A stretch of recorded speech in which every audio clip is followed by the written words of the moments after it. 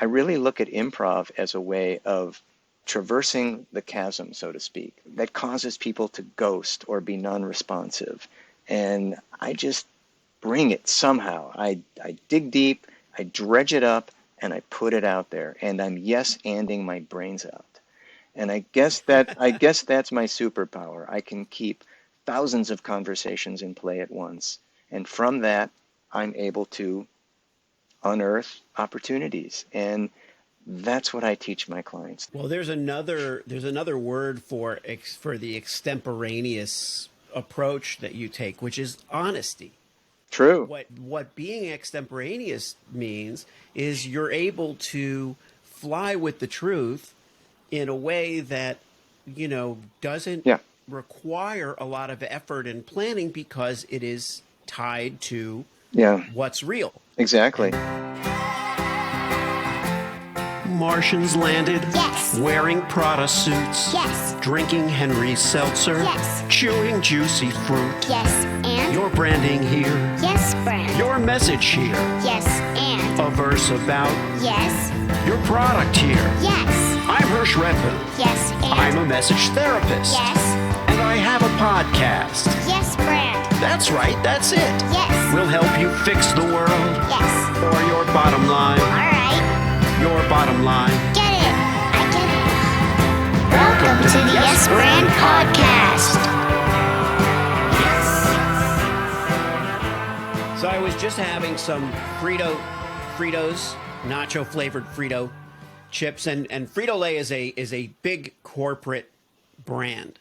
You don't necessarily hear people say, "Oh, I just had some JD Gershbeins, and they gave me they really hit the spot." They will say, "I just talked to JD and I feel awesome," and that's the difference between a corporate brand and a personal brand. And since 2006, JD's been a powerful personal brand at the forefront, especially of LinkedIn. The LinkedIn conversation that we all are trying to become experts at. Well, he's an expert at it. He's a writer, facilitator, media producer with a very broad academic background that includes psychology, neuroscience, and the humanities. So you put all that together and you add a layer of improvisation and a background at Chicago's famed Second City, and you have the amazing and wonderful JD Gershbein. Welcome to Yes Brand. Is this where I say thanks for having me, Hirsch? It's encouraged, but it's not absolutely necessary. And I have to say, I've never been mentioned in the same sentence as Fritos before, which takes me back to my childhood. Very popular snack, I might say. Yeah, and shouldn't everybody have that opportunity? You should be aligned with a snack. It's good for branding. With a good snack. Yeah, absolutely. All right. Good to be here. Seriously, man. I've watched how you roll. I'm ready for you. I'm there. I'm just mold me, shape me, bend me any way you want me. I will. That's the way you want it. Any way you want it. We'll do a single journey. I don't know that. There you go. I don't know that I get through it. It's not by choice, but I don't know that I get through a day without hearing Journey and Steve Perry's voice. And so, absolutely. So I think that's a good start for us. Well, when we wear out the whole Journey thing, we can move into all those other rock bands from the 1980s. Right. Yeah. Right. Okay. I think the way I see this conversation going is, we started with Fritos. We're going to move into Journey. We'll probably throw a little Rush in there, maybe some Styx. And then, about an hour and a half, hour and a quarter into the conversation, we can get around to the notion that some of the audience, when they first came to this episode, were hoping for some insights into branding and, how to build a great personal brand. There you go. Well, we can say that personal branding is a journey. It is a journey. It is a journey. You see what I did there? Yes, okay. Yes. Right. And people can throw sticks and the stones at us, but that doesn't necessarily change our perspective. There you go. That's our show. That's going to be our no, I don't mean that's our show like wrap up. That's a show that you and I can do, is going to be creating branding puns around rock and roll history. And we play, I was a DJ in college. I missed actually playing music and DJing, that art of DJing. And I think this is a good place to start the personal brand conversation as it applies to me because I'm your guest here today, thankfully. Yeah. And I've been a broadcaster since 14 years old. And the first day of my freshman year at high school, I joined the high school radio station. And the reason that I bring this up right now is because I didn't really know it then, Hirsch, but that was the start of my personal brand journey. It got me comfortable in front of a microphone. It really made me finally attuned to the idea that there was an audience out there and that it was my job slash duty slash responsibility to compel them to be good, to be polished, to be poised. And it was a radio station with real microphones, and I had to get a third class radio and telegraph operator's license to be on the air, and I really fell into broadcasting very naturally. I took to it. It has kind of honed the on camera and on microphone persona that I bring to you here today. So it's been decades in the making, and I think that's the way to really preface our conversation and to get folks leaning into the personal brand journey that they're taking is a lot of this stuff starts early before we even Yeah. break into the business world. Yeah, true. I think for me, it started when I was making audio cassette tapes, recording songs off the radio, and then introducing them. And, whether I was writing parodies or doing skits with my friends, creating shows literally is something that I did at the same time, 12, 13 years old. And I think a lot of us try to find the job that fits our brand, if you will. And it isn't always there. A DJ is a job, but it isn't always quite there. What was your experience as someone kind of bursting with creativity and honing your persona? When did you first start thinking, I have to put this in a in a context of my future, my business future? It really informed and impacted my communication off the air. I began to think like a broadcaster. I also have other creative outlets. I've been a cartoonist.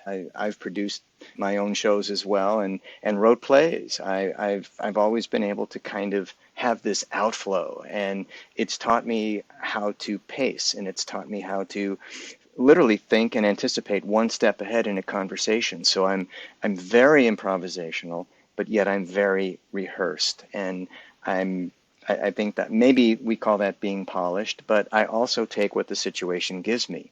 I have no idea where our conversation is going, but what I try to do is think. I'm wondering where you are as the host, where you're going to take me, and how I can measure my responses, but also knowing and respecting the audience on the other side of our conversation. We've got to give them something. They've got to ask themselves, hey, why am I listening? Why am I staying tuned? What are these guys going to tell me that I don't know? How are they going to help me move the needle in my business? Because we are playing to a business audience, and personal branding is a uniquely business concept. It is. It is. I mean, the thing that drives, I think, this conversation of this bigger conversation around personal branding is that everyone who has a job, let's say, we could say everybody has a personal brand, but the entrepreneur, the consultant, those people are the coach, and also a freelance writer or a freelance creative. Those people are actually reliant on the brand that they build around themselves to get the business going, as opposed to someone who is, who has worked their entire career at J.P. Morgan. And then when you hone it down, you talk about LinkedIn, for example, how does that influence your vision of what your personal brand is? Very true. And LinkedIn is a confined space. It is where the business and professional universe hangs out, resides, lives. And whether they're participating on the site, they still do have a presence there through a profile. So there's only so much you can do with a profile. Profile plus participation equals presence. So we talk about having a brand presence or driving a LinkedIn footprint. Well, you can't do that on profile alone. You have to apply force to the system. That force is through content. It's through messaging.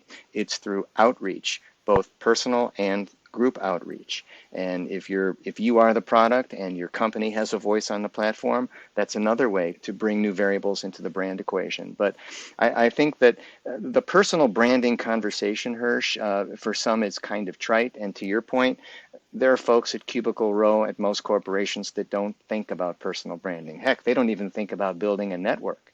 They will if they needed a new gig, but for the most part, they work at a company. They have assigned tasks that they need to carry out. They're not hanging out on LinkedIn the way you and I are, or the way that our viewers are for the most part. In the creator economy, where there's people who are building their reputation and their identity through the content they produce and distribute on LinkedIn, that's where the rubber meets the virtual road. They are in the game every day, and like me, that's my mantra, trying to stay relevant, age gracefully, and achieve inner peace. Because Those are great goals. there's a lot coming at us on social these days, isn't there? Yeah. Yeah, I mean, look, I was just thinking, is it intimidating in a way? You know, we want to engage. Are we sometimes a little bit concerned about what we're like, are we over posting, over liking, over Right. engaging things that, you know, how important is something to have to be to us for us to open our mouth? Hard to say because LinkedIn is around the business conversation. And how much is too much? And at what point do we become saturated? When you talk to people who produce a lot of content, they're doing something that 99% of LinkedIn Nation is not doing.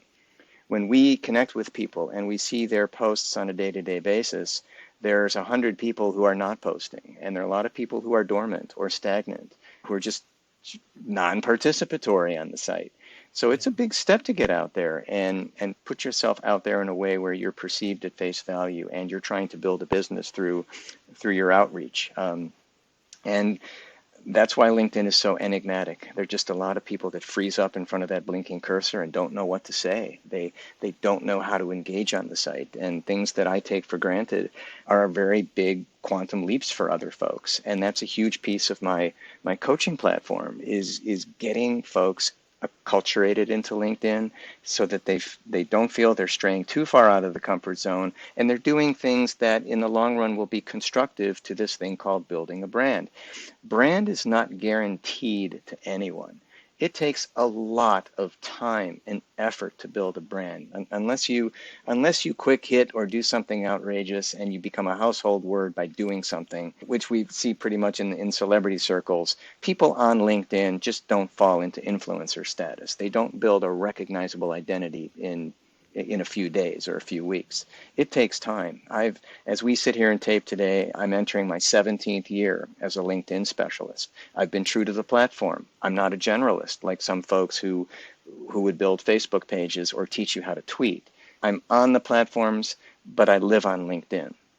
And the way that I teach LinkedIn nowadays goes against the grain of what a lot of folks think is good personal branding. And that is, I don't sell.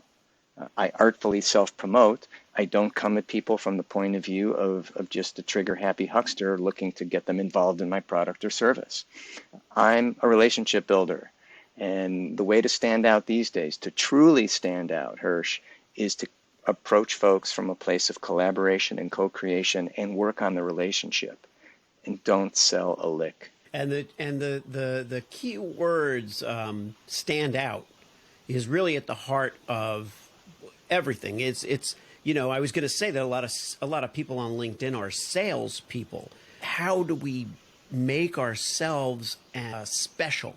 What makes us special on LinkedIn and stand out on that platform? The element of surprise and doing things that are unexpected and different that go again that just go against the grain of what the popularized notion is. And the default behaviors on LinkedIn are to sell. And make no mistake about it, LinkedIn is a platform that is built for overt, shameless self-promotion. I mean, that's what we're going to do. I mean, you could share articles all day long to the Business Insider or the Wall Street Journal or to Entrepreneur or Inc., and that will provide the so-called value for your network because you're introducing them to new concepts. But when it comes to building a recognizable identity on the site, that comes through you. you have to crack open the window to your world and reveal yourself in a certain way. This is the notion that I'm advancing these days in my next frontier of LinkedIn paradigm, which is LinkedIn style, how we develop a sense of style, a manner of doing things that becomes uniquely identifiable to us. We individuate on the site, so nobody's doing what we're doing. And I like to think that I'm very characteristic, I'm very stylistic in the way I approach LinkedIn. There's nobody that does what I do on the site. Yeah, I hope that this style that you embody and that you're cultivating is appreciated and considered a norm, because I Right, like to see professionalism and right. dignity Yeah, and mutual respect. And you're a social scientist. I'm a satirist in a lot of my my cool. writing. And I felt like, okay, well, I can't on any of these platforms go in and do satire in my commentary, because they're not satirizing anything. They Right. don't think it's funny. They're not making jokes about it. I come in with my joke, and to them, I'm a jerk because I'm not whatever. I'm making light of the. So I'm like, okay, we have to put everything in its place if we're going to be understood. It's so easily to be misunderstood when things are in writing, and when people don't have a chance to, you watch those strings that go on with people, and one over the other, and all that stuff on Instagram, on Twitter. Right. It's nuts. Yeah, vagueness is the antithesis of branding. I mean, if you're going to really stand out in a milieu, in an environment, you have to do what I call disambiguate yourself, and you have to remove any complexity or clutter from who you are and what you stand for. And all I've ever done on LinkedIn, to be honest, is be very honest and forthcoming with what I put out there. I'm trying to promote a business as well, and my business, like any other business, has become hyper crowded. LinkedIn services are highly commoditized, just like anything else. A lot of people have jumped on that gravy train and that bandwagon, and there's a lot of bad LinkedIn advice out there, I've got to tell you. But I've got to take pages from the personal brand playbook. I've got to put myself Yeah. out there in a way where I retain my relevance, and I do the site in a certain way. I see what others are doing, and quite frankly, I'm disturbed, I'm annoyed, I'm perplexed. There's a lot of eyebrow raising going on with me sometimes when I look at what people are doing on the Hmm. homepage. But my role and my goal is not to be the voice of doom and gloom. I really want to shepherd people and get them performing on the platform and using it effectively, because I am witness to the testimonial power of the platform. I'm a LinkedIn success story. I could be one of their best. I mean, it gave me my livelihood. It gave me my identity, something I really didn't have prior to when I joined the site. I haven't been visionary with all that much in my life, Hirsch, but I clicked on this and thought it was going to be great, and I moved in that direction, and that's how I teach any entrepreneur in social entrepreneurship these days. Is I had a dream, a vision, and moved toward it and made it happen. I don't think we need to be visionary about all that much. If you look at people who we admire, who've accomplished great things, Hmm. maybe it's one great thing, and it may have taken them 40 years to do it, but it's one vision or one goal, and they may Right, have accomplished other things along the way and have other fulfillment. right, But I don't think it's like I might have thought when I was really young about movies, let's say movie yeah, business, and say, oh well, you want to have a filmography of 100 films. Um, it isn't like that. I think that we yeah, spend more time on the things we really, really care about and nurture them over correct. time, and stay on that path and don't quit just because it gets hard. And and that's where the fulfillment lies. Not for me. And we're a shortcut, happy society, and people want it and want it quickly. And the misnomer is, and personal brand strategists would have you believe that building a personal brand is something anyone can do and do it overnight. And Right. the way that you do this every day, like if you look at any really solid, strong personal brand, iconic brands, it's taken them a long time to build what they have, and it's the journey if you'll pardon the expression, to come Yeah. full circle, that has got them there, that has built the brand for them. And brand is, again, something that we only have so much control over, because in the end, it's people at the other end of our communications and our appearance who look at us and they make their own choices on us. You can only control so much. For me, when I transitioned from a marketing practice to a LinkedIn consultancy, nobody was really talking about personal brand. I was working with a lot of people who needed a job.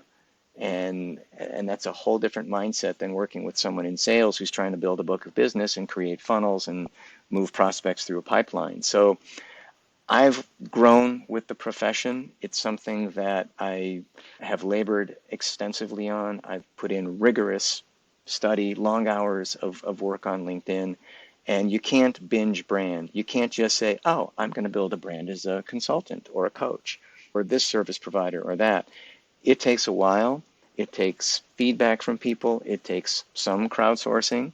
And it takes people who let you know that you're on the right track doing what you're doing. Yeah, the feedback is great. It's great to get feedback on what you're doing and get kind of an immediate response. And I've noticed that with LinkedIn as well. I've had periods where I had no response to anything. I wasn't really trying that hard. Mm-hmm. And that was a big part of it. I think, like you say, it was, it's not, I don't think that social media in general works well when you dabble. I don't think No. dabbling in TikTok or Instagram and I did all those things. I during the pandemic when I was trying to create content that was funny, and I dabbled in Snapchat and I Right. dabbled in TikTok. Now looking at stuff more seriously, I do wonder, because I think sometimes there's the right person will find the right platform that really suits them. Yeah. I think, right? Mm-hmm. So what how do you differentiate between the people for whom LinkedIn is a really great fit and people who say, well, in spite of being a little bit older and more experienced, I should do TikTok or I should, content, people who are Yeah. in creative content, Sure. stuff. So it's not out of nowhere. They're not accountants who say I should have a TikTok account and I should dance to promote my accounting, which Yeah. is not probably something that is crazy or is not there. But Yeah. So how do you differentiate? We have to make these things our own. And in my teaching paradigm, my next frontier of LinkedIn, that's what I'm showing folks how to do. I made it my own. I think there's this kind of over-reliance on the self-declaring experts and gurus and mavens and Sherpas and all these people who have systems or frameworks. And if you plug into these frameworks, it may not work for you. But I'm the guy that's going to give you the autonomy, the room to roam, and the freedom to fail. And LinkedIn, like any other social networking site, is a trial and error proposition. You have to experiment. You have to see what works and what doesn't. You have to work within your individual personality constraints, your tolerance for risk, your learning style. You have to do what's right for you. You can't square peg and round hole it on LinkedIn, because you'll be caught. People will see that there's something contrived about what you're doing. But if you're genuinely trying to build a brand, this is a goal, this is a pursuit, this is what you're trying to cultivate, a certain sense of style. It requires eyes on, it requires mind on, critical thinking, staying focused, staying on task, and reacting in a way that's positive for you. Yeah. You focus on what works for you. And ideally, when you put out something that does resonate with other people, they will continue to look for it. They will opt in with you. They will share your work. And that's where LinkedIn becomes communal. And everything LinkedIn is doing right now is set up to favor people who create content and want to build community. The next great piece in all of this is, how do you take your outreach, your outflow, your creative pursuits, and bring people to you? Some very inbound attractional perspective here. But community is really the word. Community Yes. is what it is. That's what I was looking for when I started my Truth Tastes Funny podcast, and when I started this podcast. I was more interested in community. I'd been shut off from community due to the pandemic. Then when I got back into it, Yeah. I was reconnecting with people I already knew, but I was finding it more difficult to meet new people, just new people who shared interests, professional interests with me. Hmm. And that's what kicked it off. And that's why I think LinkedIn proved to be a kind of a much more interesting place for me than I had previously imagined. You're also going to build your brand, or what your concept of your brand is, through your community first, your tribe, and it's going to spread out concentrically from there. I think Yeah. the misnomer is that you go out there with a knockout profile, you put a few posts up there, and lo and behold, you have a brand. Right. But it's the people who will propagate you, the people who look at what you're doing and go, there are other folks who should know this, read this, share this, and they're the ones who evangelize you and put you out there in position to cross-pollinate with other communities, and it builds, and you start to see how patterns emerge, and you start to move from community to community, as we've done really since March of 2020 during the pandemic. We just kind of shift through various virtual meetups and get into the optical field of so many people, you have a chance. You have a chance to win them over, to get them believing in what you're doing, and who knows, if all goes well, a business conversation ensues, and you can engage. You can have a transaction. So, I think there's numerous ways that LinkedIn works behind the scenes to create this concept that we call brand these days. But more than that, you can't get to brand until you shift your thinking enough where you can approach LinkedIn with an opportunity mindset, with a growth mindset, with the idea of doing things right for the greater good, and that is perceptible, and people will see that, and they take you in when they see that. You become more meaningful to them. You start to resonate with them, and I think that's how brand is driven across a platform like LinkedIn. It segues nicely into the next thing I wanted to dive into with you, which is improv and comedy, because without the other side, I think without the humanity, without the interest in community, without all that stuff, comedy isn't comedy is just whatever it is. It could be just Hmm. an escape or something. Sure. But when I talk with clients about comedy, and when I write comedy for a brand, or when I just inject humor into Right. the conversation, it is balanced by the credibility that I think we get from that other side of our personality, the serious business person, the thoughtful listener, those things. Yeah.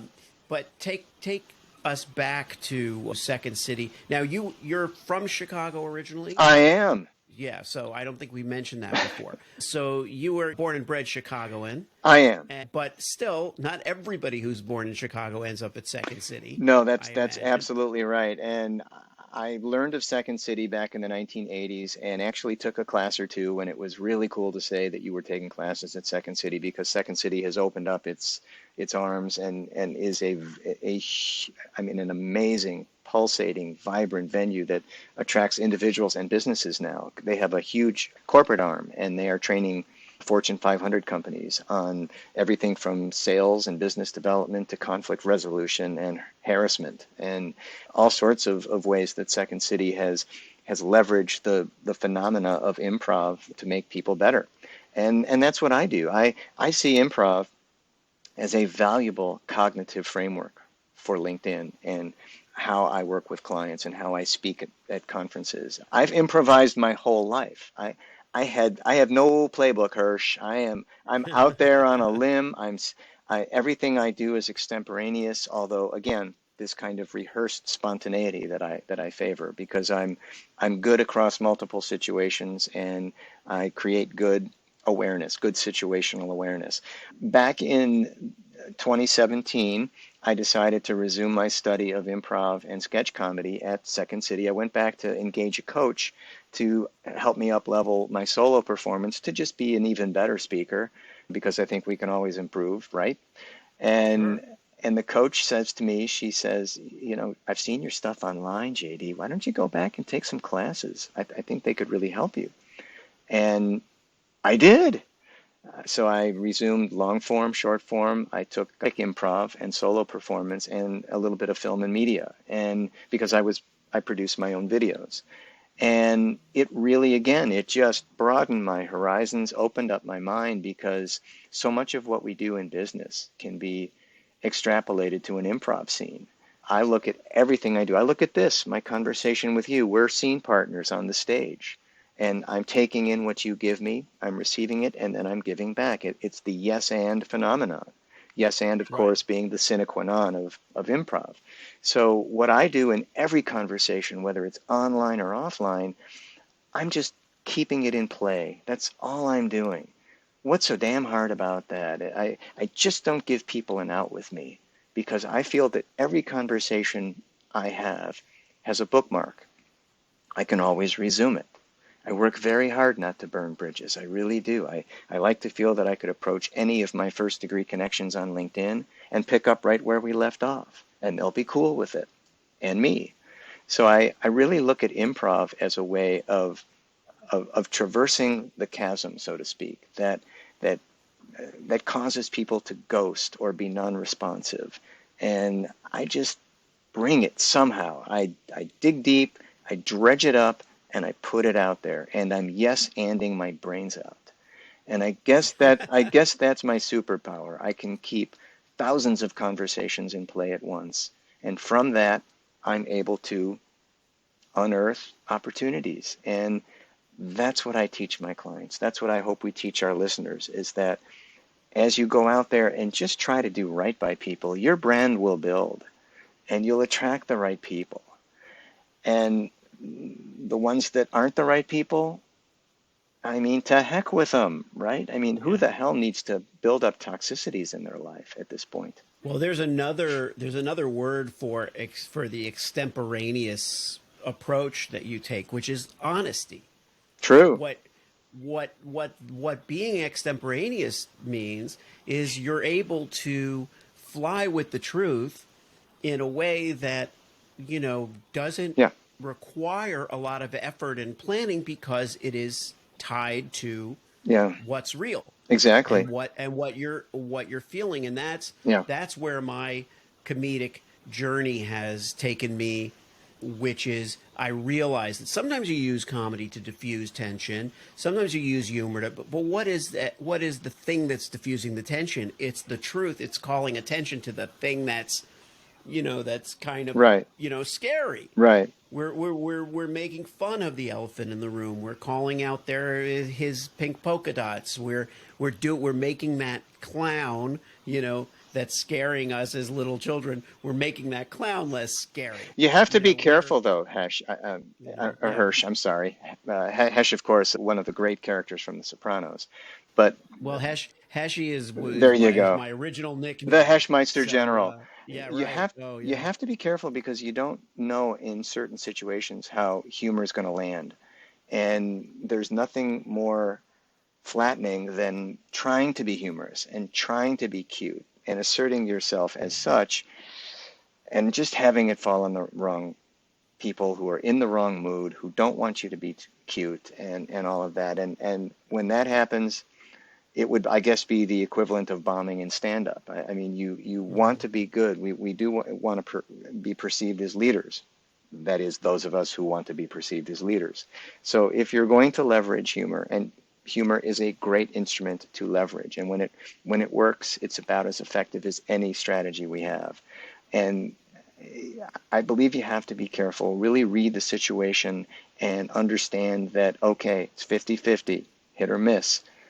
This could either work very well for me, or it'll give me negative branding. And you don't want to ever take away a negative impulse from what you're trying to accomplish. That's where listening is really our friend, because I'm sorry, did you say listening. something? What I said was, oh my God, if he talks over me again, he's out.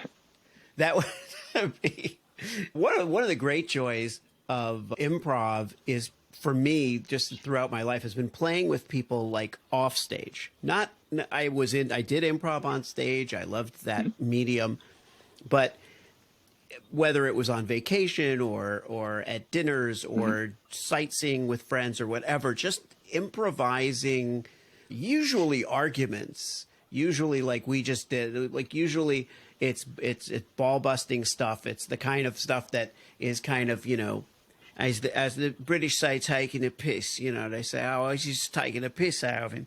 It's like that thing is again so such a relief and a release. It's a relief and a release. It's like I read the teleprompter wrong. It's a relief and a release. No, but it is.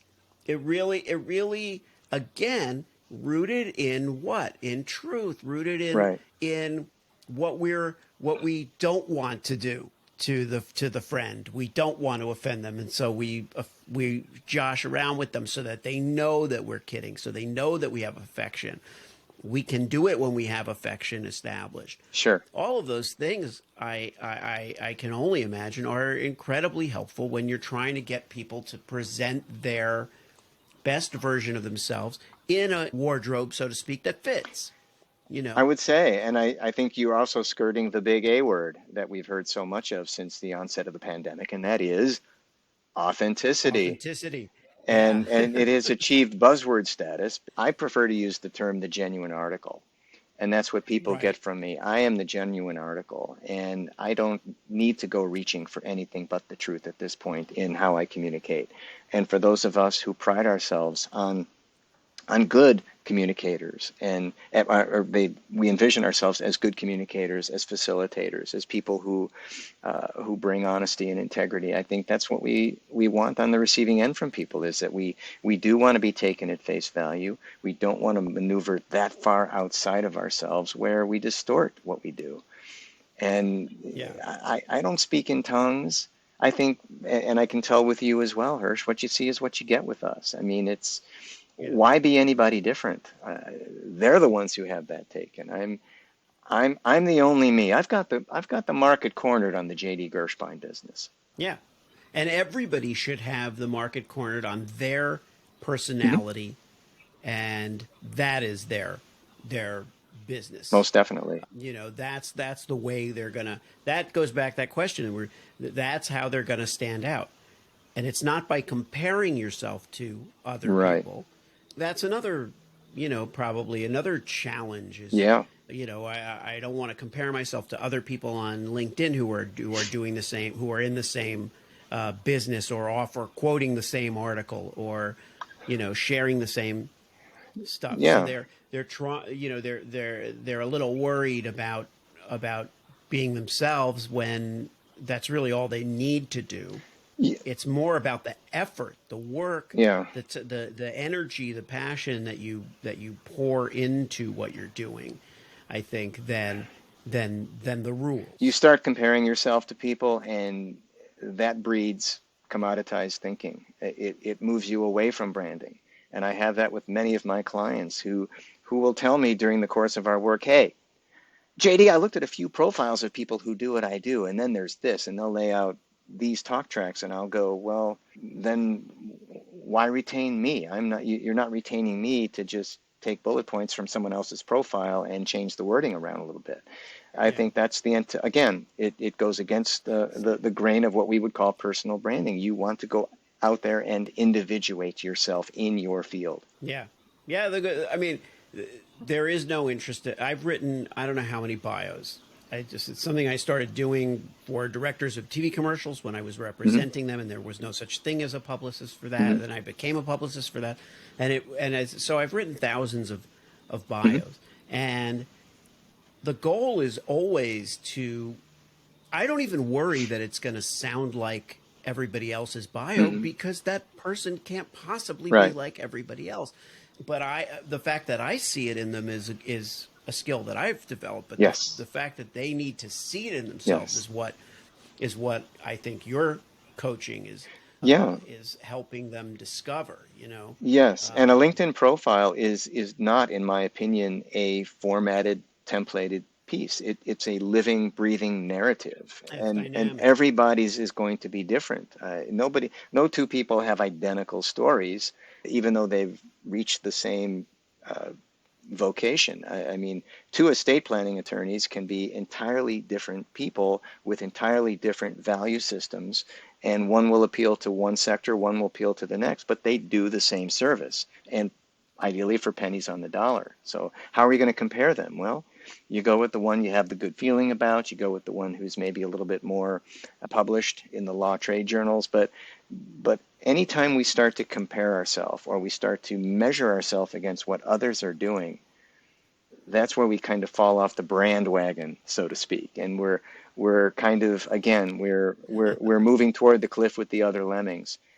I choose to run the other direction. If I see, I deploy an activity called salmoning, which is basically I just swim upstream from where the salmon go. I'm going the other way. And that's Yeah. what I do a lot. I really feel that if you're going to stand out today on LinkedIn through your profile, through content, through the way you message others, you have to develop your own sense of style. What's right for you?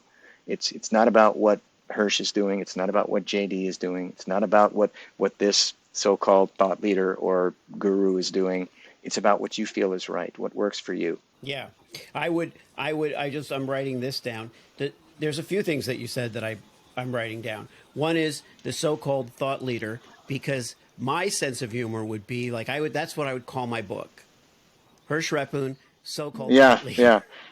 Because it takes a little bit of the pressure off Yes. it. You know, but if I am a thought leader, then those ideas are in there. I think the term It doesn't matter what, you know. I think the term has lost a lot of favor throughout the years too. I think it's a diluted term. I prefer other terms to it. Thought leadership Yeah. is leadership. Leadership, pure and simple. I glommed onto that term back in 2010 when I first saw it really break on LinkedIn, and I think a lot of people understand what it is. I think it's a company perspective. They want to create thought leadership content, finger quotes, but with so many people out there self-declaring as thought leaders and putting it right in their professional headline as the top thing, it dilutes the concept. I personally don't see it as any kind of status. I think it's one of those things that if you declare yourself that, then you're not that. You're not exactly. You know, You're the opposite of that. somebody can say it of you, Yeah. and that's fine. But I like your point that leadership, what it really is asking people to lead. It's really saying, pick up the flag. Yeah. You know, it's like, you know, just it's not like you have to be some kind of special creature Right. to do Right. it. Right. It's a role that you can play in a moment that requires it, as it's like saying that I want to be thought of as a general. You know, I want to be Yes. thought of as a lieutenant colonel. Right. You know, well, go to the military, do the job. Then you'll get the status conferred on you. Exactly. You don't walk around and tell people. You have Tell to people you who have you to are. be anointed as such. I believe Yeah. authority figure is one that supersedes a lot of it. I think it's important to be perceived as an authority in your field. But going out there, if I were to tell you, Hirsch, I'm a thought leader in my area. I mean, it's a pompous first-person narrative statement. People will think, oh, well, Right. he likes himself, doesn't he? He has a very inflated notion of himself, and there are ways to use self-aggrandizing phrases in a way that's palatable to others. You could say, well, I am considered a thought leader in my field. Kind of, Yeah. it's passive voice, but again, it kind of disarms the listener. I really don't shoot phrases like that out of the first person. I believe that people can make up their own minds about me. I'm just a guy that's probably closing in on 100,000 hours of LinkedIn study, and I'm still a lifelong learner. I want people to teach me something. I don't know it all. Anybody that calls themselves an expert, it would imply that they're done learning, and that ain't me. There you I'm go. learning something There you go. every time I go out Behind, there. it's not presumptuous to say I'm coming up on 100,000 hours of learning any more than it's presumptuous to say I have so many hours of flight training. Yes, It's impressive, but it's right. a respectable and modestly, humbly communicated thing. Yes. The other one that I wrote down was brandwagon, falling off the brandwagon. Not everybody can get away with saying that. It's a I don't think I would use A that. s- I love a it. s- Just don't think I would steal that from it's you. a subtle use of Not because I. a subtle use Yeah, of go humor ahead, go that ahead. landed well. Yeah, it did. It landed really well. But then knowing what the shelf life is and when to use that. There's a time and a Exactly. place for comedy. I'm a natural empath, and I would love to be funny, and I'd love to have my id instincts go out there and sometimes say what I'm really feeling for comedic impact, but I really pull back, and I just refrain from doing it. I exercise good impulse control there. People have been dealing with so much loss and grief and aggravation since the onset of the pandemic. They've lost loved ones. They've lost businesses. Many obviously do consider it the bird is no longer caged and they can go out and do some things, the great resignation, the great pivot, so to speak. But this has been a wild, wacky romp since the start of the pandemic for people. And they're just mixed bags right now. And I personally just don't want to say the wrong thing, even for the sake of a great joke, which I love. I love a great joke. My gosh, I mean, humor's been my defense mechanism since I was a kid. If I can find the funny in something, I will find it. But on LinkedIn, where it's a high gravitas platform, you still have to be correct. You still have to observe a sense of decorum and formality and convention. I don't want to ruffle feathers. I'm here to teach the platform. And if I'm going to go out there and talk about having a LinkedIn style, I better walk my talk. Also, it's a good time to come forth with goodness. I'm not, even as a comedian, even with someone who loves satire as much as I'm not looking to make anybody feel crappy. Like it's not like I'm not looking to roast battle, anybody into oblivion, so that they're so shamed and so minimized that they're left, on the mat. That's just not, it just doesn't appeal in this moment in time. Yeah. What appeals is being able to lighten the mood, or being able to call attention to something with a certain, finesse, I guess, but in the service of goodness, of people being happier, of people being more. Yeah, I think more stand-up should take that lead, because I think the stand-up industry is changing, and we've seen it. You say the wrong thing and people will rush the stage and attack you.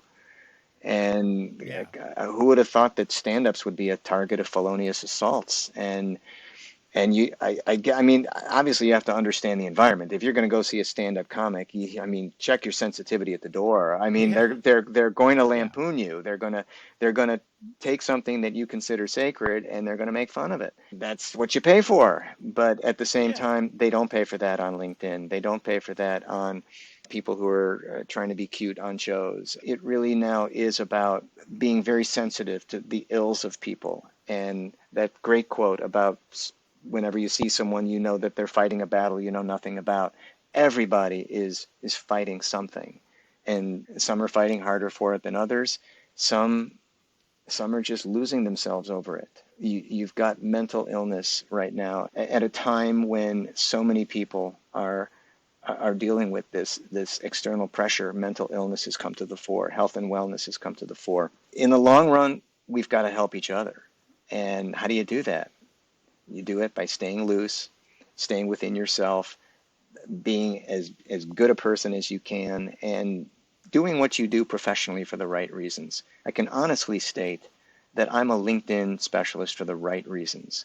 And the way that the platform has evolved right now, where it is right now, where it has become this kind of truth serum where people are opening up more about themselves than their businesses, it requires a different sensitivity altogether. You have to have the mindset of a healer to do LinkedIn work. And I have that because I know and I've seen what the pain is on the other side. I know what people are trying to accomplish, and my role is to help them get there. I have no further questions, Your Honor. That's like a beautiful summation. Thanks, man. I'm good. I can stop the recording unless there's anything you wanted to add. Actually, that was like my fireworks finale. That was a really good place to stop. Great. Yeah. All right. If you liked the show, Yes, and it worked for you, yes, then subscribe and leave a yes, friend. 5-star review. Yes, friend. Tell all your friends. Yes, friend. Get your branding here. Yes, friend. Get your branding here. Yes, friend. Did I make it clear? Yes, friend. Get your branding on Yes. before they're gone. Yes.